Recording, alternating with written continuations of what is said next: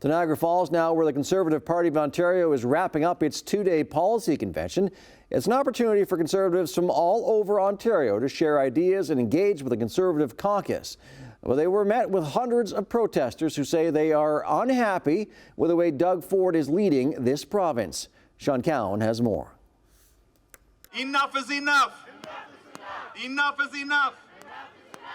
They want their message heard loud and clear. Folks here representing people across the province who are all deeply concerned with the direction and the actions taken by our provincial government. As Conservatives from all over Ontario made their way into the Niagara Convention Centre, they were greeted by protesters.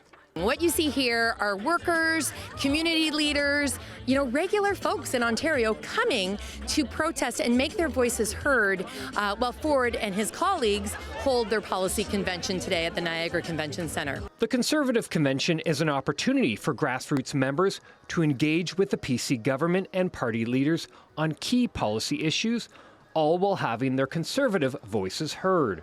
But those outside say the Ford government needs to prioritize healthcare, education, and the cost of living. The message clearly is to Ford government, we're on to you.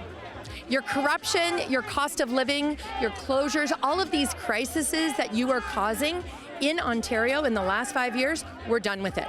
While many of the people at the rally were union members, there were also a number of people from the community who drove in because they wanted to have their voices heard. Peggy and Charlene are from Fort Erie.